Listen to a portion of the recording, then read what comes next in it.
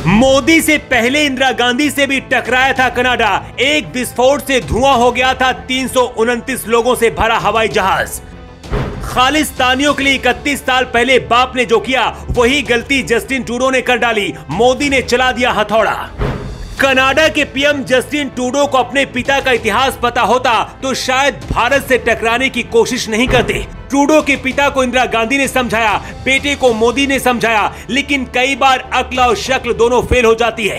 31 साल पुराने जख्म अभी तक कनाडा के भरे नहीं है। इस बार ट्रूडो ने वही गलती कर दी जो कभी उनके बाप ने की थी। पिछली बार इंदिरा गांधी से सामना हुआ था, लेकिन इस बार नरेंद्र मोदी से सामना हुआ है।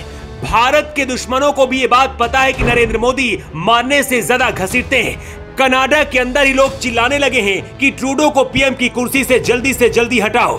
भारत और कनाडा की इस लड़ाई पर पूरी दुनिया की नजर है, लेकिन 99% लोग आज भी नहीं जानते वो कहानी जब 31 साल पहले भारत की एक बात को नजरअंदाज करके कनाडा 329 लोगों की मौत का जिम्मेदार बन गया था। कनाडा के प्रधानमंत्री जस्टिन ट्रूडो के पिता पियरे ट्रूडो 1978 से 1984 तक 2 बार कनाडा के प्रधानमंत्री थे। जस्टिन ट्रूडो के पिता भी खालिस्तानियों के समर्थक थे। 1982 की बात है जब इंदिरा गांधी ने कनाडा से कहा था कि खालिस्तानी आतंकी तलविंदर सिंह को भारत को सौंप दो, लेकिन कनाडा नहीं माना। 1982 के दौर में खालिस्तानी आतंक अपने चरम पर था। खालिस्तानियों को खत्म करने के लिए ही इंदिरा गांधी ने ऑपरेशन ब्लू स्टार का आदेश दिया था। 1982 में कनाडा के प्रधानमंत्री पियरे ट्रूडो थे। कनाडा में ही खालिस्तानी आतंकी तलविंदर सिंह छुपा हुआ था। इंदिरा गांधी ने कनाडा से कहा था कि इस आतंकी को भारत के हवाले कर दो, लेकिन ट्रूडो के पिता ने भारत की नहीं सुनी और इनकार कर दिया था। इसके बाद कनाडा के इतिहास में वो हुआ जिसके जख्म आज भी ताजे हैं। भारत के जिस खालिस्तानी आतंकी तलविंदर को कनाडा अपने यहाँ छुपाकर बैठा था, उसी तलविंदर ने 1985 में एयर इंडिया के कनिष्क विमान को टाइम बम से उड़ा दिया था। इस विस्फोट में विमान के अंदर सभी 329 लोगों की मौत हो गई थी। हादसे में मरने वालों में सबसे ज्यादा 268 कनाडा के लोग ही शामिल थे।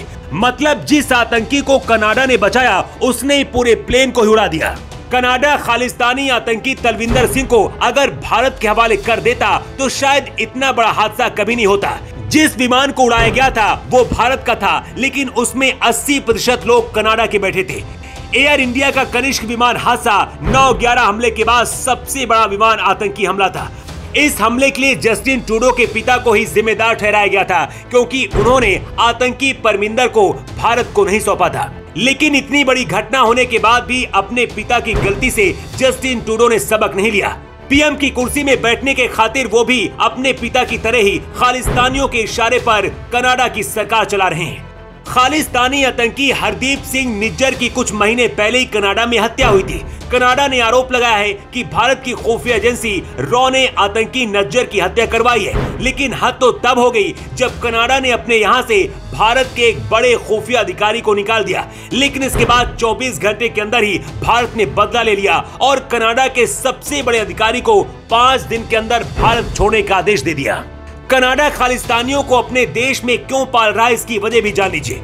दुनिया में भारत के बाद कनाडा दूसरा ऐसा देश है जहां सबसे ज्यादा सिख समुदाय के लोग रहते हैं। कनाडा में पिछले 40 साल से खालिस्तानी समर्थकों का इतना ज्यादा दबदबा बढ़ गया है कि वहां की सरकार बनाने और बिगाड़ने की हैसियत रखते हैं। ट्रूडो सरकार में भी कई सिख मंत्री हैं जो खालिस्तानियों का समर्थन करते हैं। ट्रूडो को लगता है कि अगर उनको पीएम की कुर्सी में बैठना है तो खालिस्तानियों का समर्थन करना ही होगा। आने वाले वक्त में बहुत जल्दी कनाडा में चुनाव भी होने वाले हैं, इसलिए खालिस्तानियों को खुश करने के लिए जस्टिन ट्रूडो ने ऐसा बयान दिया है। लेकिन अब मोदी सरकार कनाडा के ऊपर अपना हथौड़ा चलाने के लिए तैयार है। इस बार लगता है कि पूर्व पीएम इंदिरा गांधी के अपमान का बदला भी मोदी कनाडा से लेकर ही मानेंगे। वैसे कनाडा के साथ पीएम मोदी को अब क्या करना चाहिए, आपकी राय क्या है, कमेंट बॉक्स पर लिखकर आप जरूर बताएं। Bureau report.